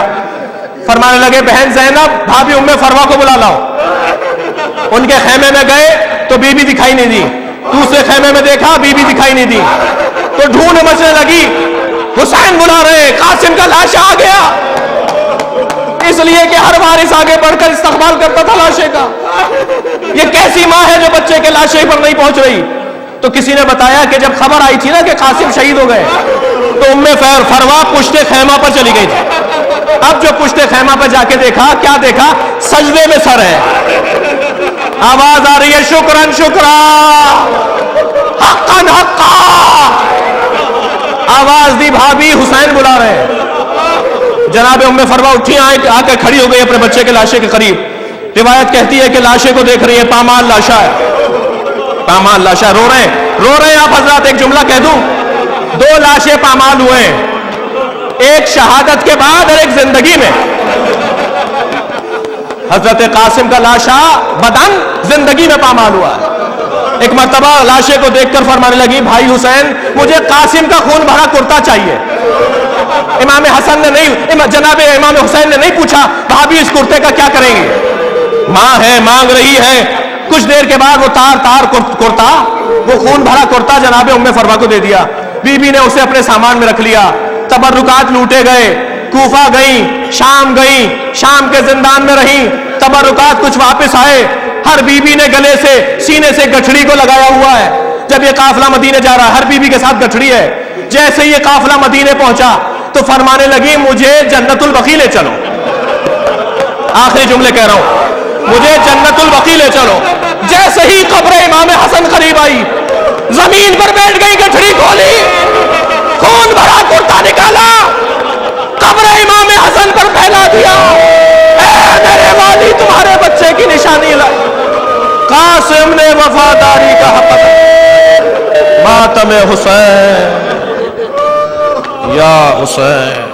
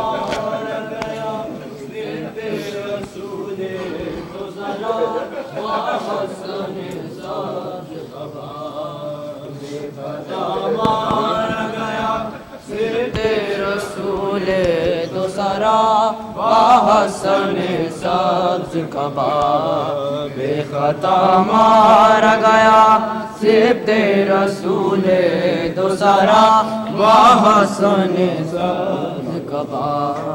بے خطا مارا گیا سبت رسول دوسرا وحسن ساز کباب۔ بے خطا مارا گیا سبت رسول دوسرا وحسن ساز کباب۔ بے خطا مارا گیا صفت رسول دو ذرا حسن سبز کباب بے خطا مارا گیا صفت رسول دو ذرا حسن سبز کباب بے خطا مارا گیا صفت رسول دو ذرا حسن سبز کباب بے خطا مارا گیا صفت رسول دو ذرا حسن سبز کباب بے خطا مارا گیا صفت رسول دو ذرا حسن سبز کباب بے خطا مارا گیا صفت رسول دو ذرا حسن سبز کباب بے خطا مارا گیا صفت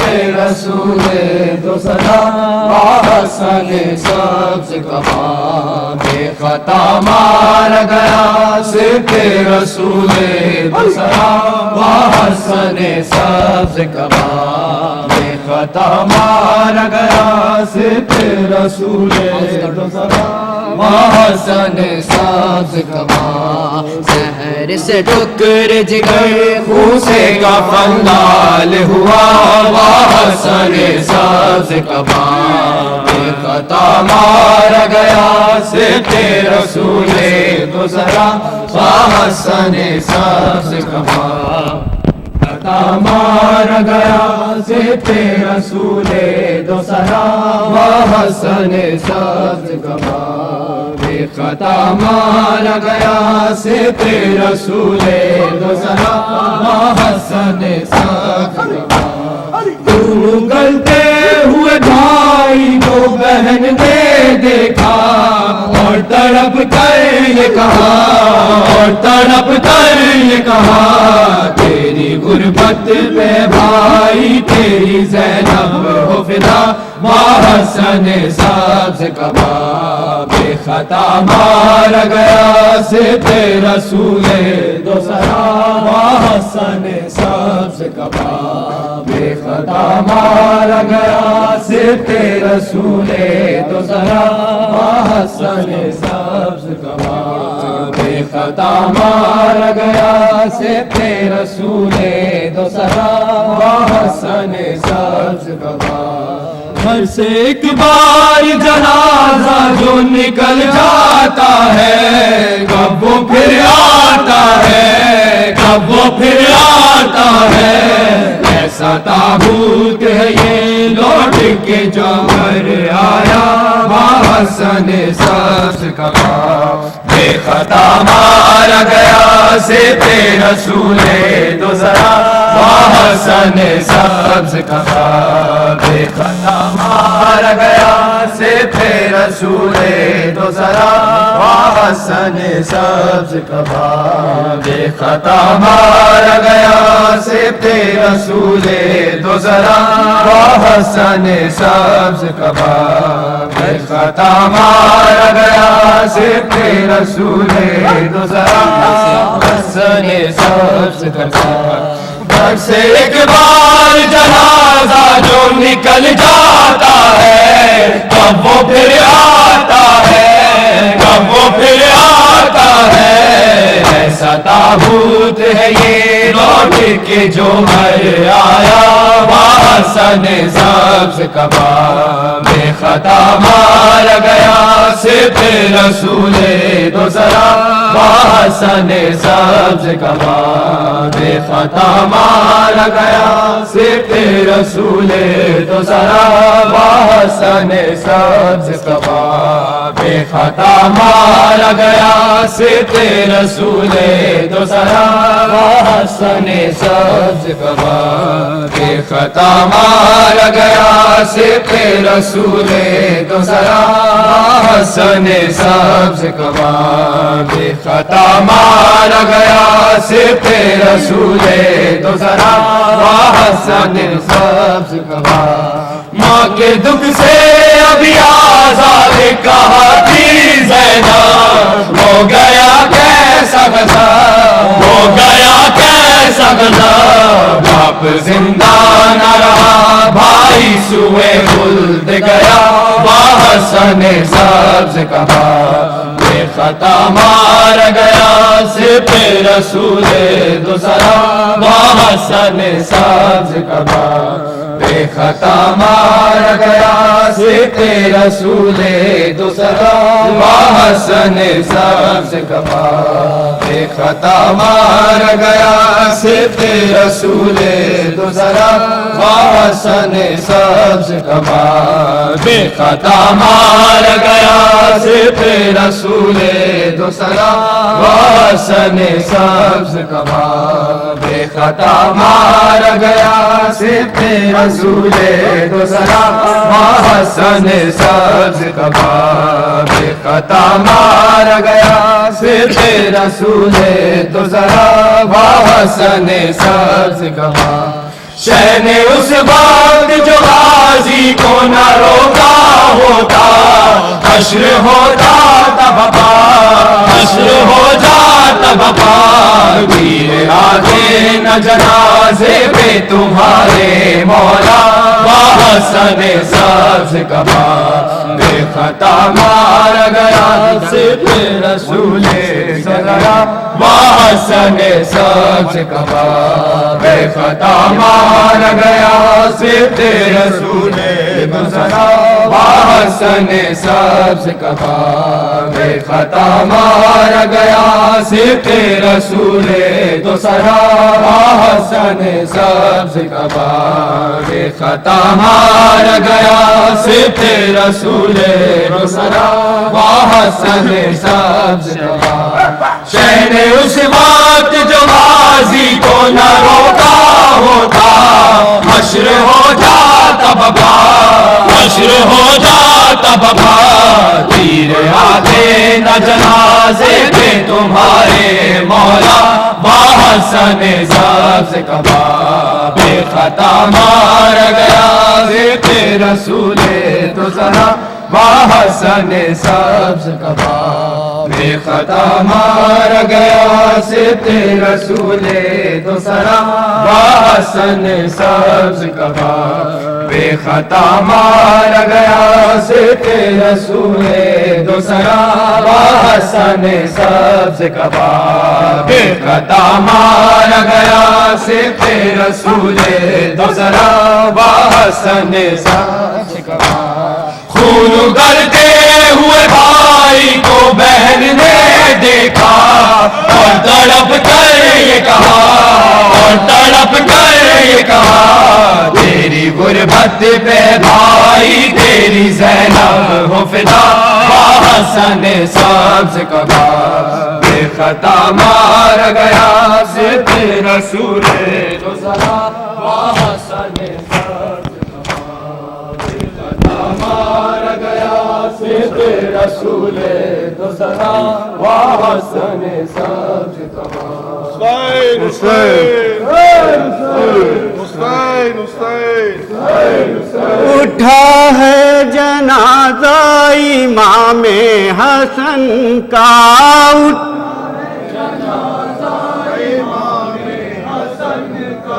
اٹھا ہے جنازہ امام حسن کا اٹھا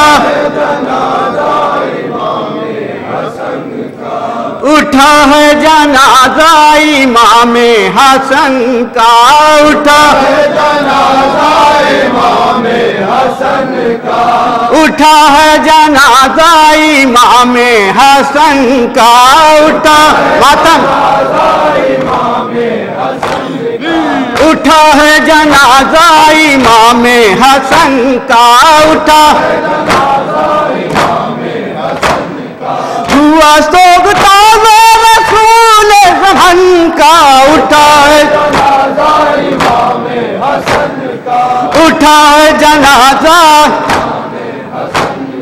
جنازے پہ بھائی کے تیروں کی بارش جنازے پہ بھائی کے تیروں پہ بارش جنازے پہ بھائی کے تیروں کی بارش جنازے پہ بھائی کے تیروں پہ بارش کلیجہ بنا جا رہا ہے بہن کا جنازہ امام حسن کا اٹھا ہے جنازہ امام حسن کا دہائی ہے نانا دہائی ہے نانا دہائی ہے نانا دہائی ہے نانا دہائی ہے نانا دہائی ہے نانا دہائی ہے نانا دہائی ہے نانا ہے نوحہ یہی زینب خستتن کا اٹھا ہے جنازہ امام حسن کا اٹھا ہے جنازہ امام حسن کا کلیجہ ہوا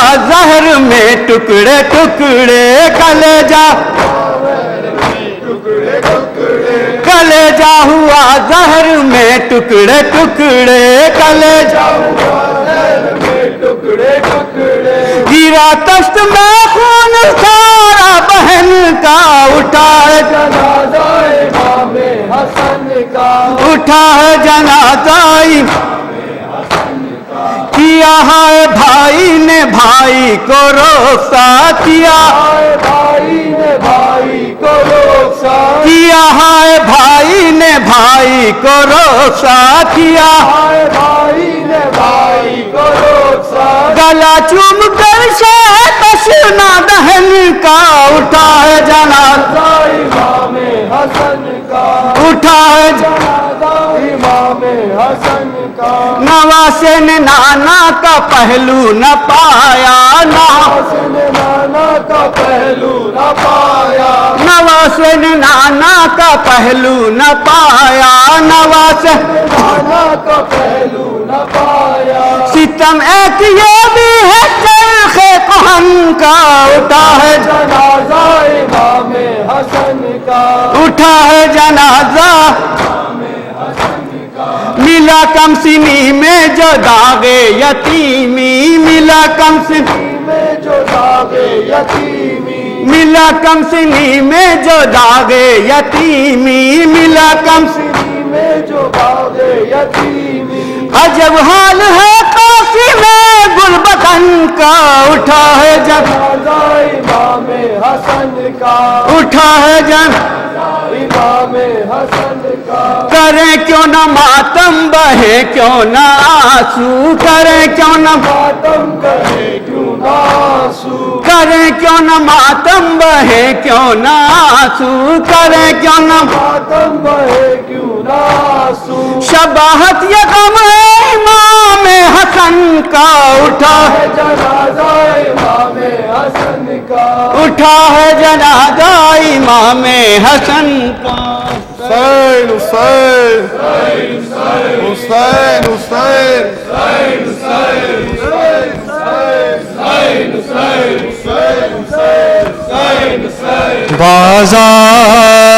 بازار میں یہ زینب فضا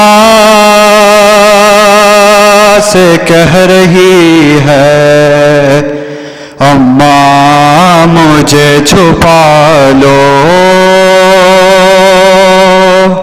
بازار میں یہ زینب فضا سے کہہ رہی ہے اماں مجھے چھپا لو بازار میں یہ زینب فضا سے کہہ رہی ہے اماں مجھے چھپا لو بازار میں یہ زینب فضا سے کہہ رہی ہے اماں مجھے چھپا لو بازار میں یہ زینب فضا سے کہہ رہی ہے اماں مجھے چھپا لو بازار میں یہ زینب فضا سے کہہ رہی ہے عباس کی بہن کو ہر آنکھ ڈھونڈتی ہے اماں مجھے چھپا لو بازار میں زینب فضا سے کہہ رہی ہے اماں مجھے چھپا لو بازار میں یہ زینب فضا سے کہہ رہی ہے مجھے چھپا لو دیکھا نہ مرتضیٰ نے جس کو بغیر چادر نہ محرموں میں آئے وہ آ گئی کھلے سر قتل حسین سے بھی دشوار یہ گھڑی ہے اماں مجھے چھپا لو بازار زینب فضا سے کہہ رہی ہے اماں مجھے چھپا لو بازار میں یہ زینب فضا سے کہہ رہی ہے اماں مجھے چھپا لو ہمت نہیں ہے میری کیسے قدم بڑھاؤں اس شہر بے امان میں خود کو کہاں چھپاؤں ہاتھوں میں لے کے پتھر امت کھڑی ہوئی ہے اماں مجھے چھپا لو بازار میں یہ زینب فضا سے کہہ رہی ہے اماں مجھے چھپا لو بازار میں یہ زینب فضا سے کہہ رہی ہے اماں مجھے چھپا لو بیمار کربلا کے آنکھوں سے خون ہے جاری یہ سوچ کر بدن میں لرزا ہے اس کے تاری بے پردہ شامیوں میں بیٹی بطول کی ہے اماں مجھے چھپا لو بازار میں یہ زینب فضا سے کہہ رہی ہے اماں مجھے چھپا لو بازار میں یہ زینب فضا سے کہہ رہی ہے اماں مجھے چھپا لو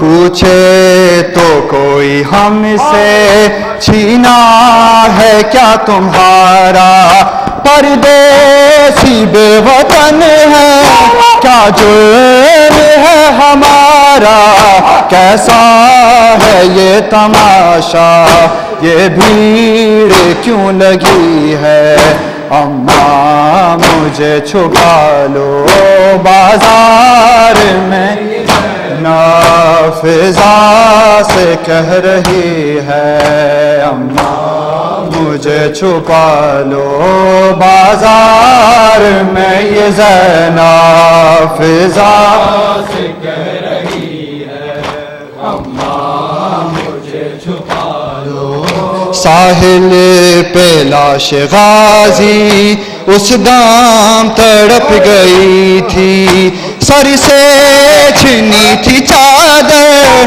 جب بیٹے مرتضیٰ کی وہ رات تھی اندھیری یہ دل کی روشنی ہے اماں مجھے چھپا لو بازار میں زینب فضا سے کہہ رہی ہے اماں مجھے چھپا لو بازار میں زینب فضا سے کہہ رہی ہے اماں مجھے چھپا لو اس نام سے ہمیشہ آئی ہے مجھ کو غیرت پالا ہے میں نے تم کو تم جانتی ہو عادت بازار زندگی میں زینب کہاں گئی ہے اماں مجھے چھپا لو بازار میں فضا سے کہہ رہی ہے اماں مجھے چھپا لو بازار میں یہ زینب فضا سے کہہ رہی اماں مجھے چھپا لو. دیکھا نہ مرتضیٰ نے جس کو بغیر چادر نامحرموں میں آئے، وہ آ گئی کھلے سر.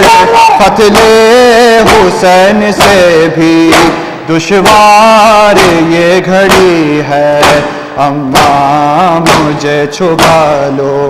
بازار زینب فضا سے کہہ رہی ہے، اماں مجھے چھپا لو. بازار میں یہ زینب فضا سے کہہ رہی ہے، اماں مجھے چھپا لو. ہمت نہیں ہے میری کیسے قدم بڑھاؤں اس شہر بے امان میں، خود کو کہاں چھپاؤں. ہاتھوں میں لے کے پتھر امت کھڑی ہوئی ہے، اماں مجھے چھپا لو.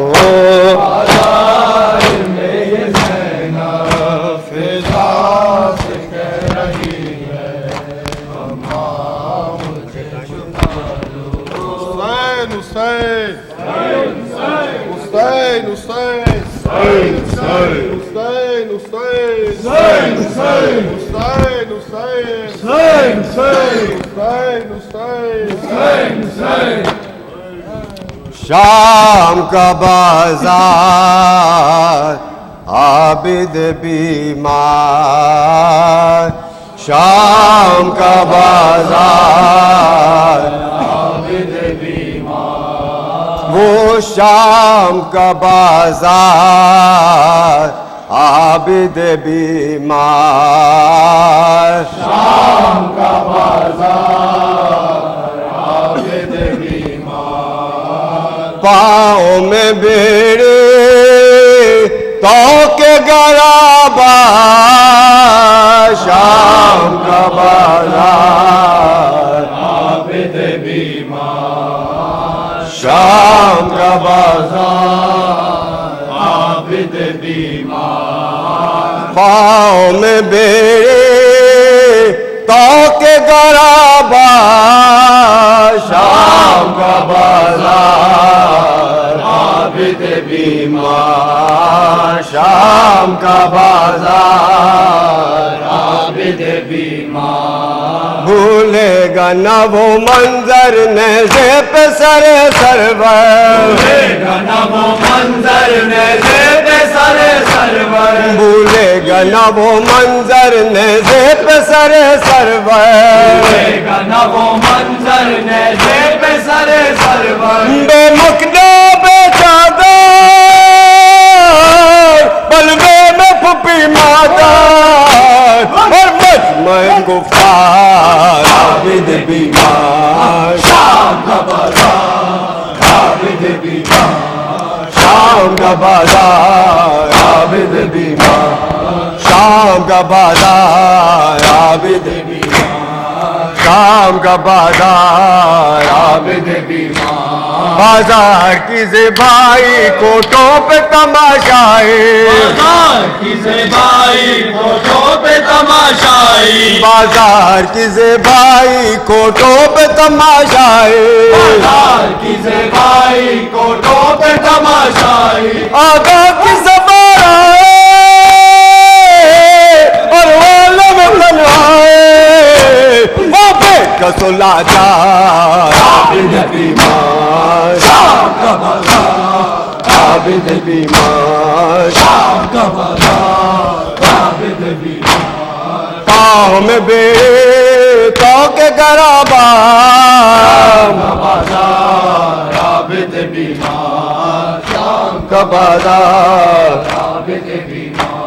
بھوپائی تو گھبرا کر بچی نے کہا رو کر، بھوپائی تو گھبرا کر بچی نے کہا رو کر، بھوپائی تو گھبرا کر بچی نے کہا رو کر، بھوپائی تو گھبرا کر بچی نے کہا رو کر. اس دشت پہ جو سر وہ تو ہے سر سرور، کیسے کروں دیدار عابد بیمار شام کا بازار عابد بیمار شام کا بازار عابد بیمار شام کا بازار عابد بیمار شام کا بازار عابد بیمار زندہ میں انی سے غم کرتے آرام ماتا زندہ میں انی سے غم کرتے آرام ماتا زندہ میں انی سے غم کرتے آرام ماتا زندہ میں انی سے غم کرتے آرام ماتا معبود دیا پیغام کیوں آکرے پرنام کیا مر گئی دلدار عابد بیمار شام کا بازار عابد بیمار شام کا بازار عابد بیمار شام کا بازار عابد بیمار اللهم صل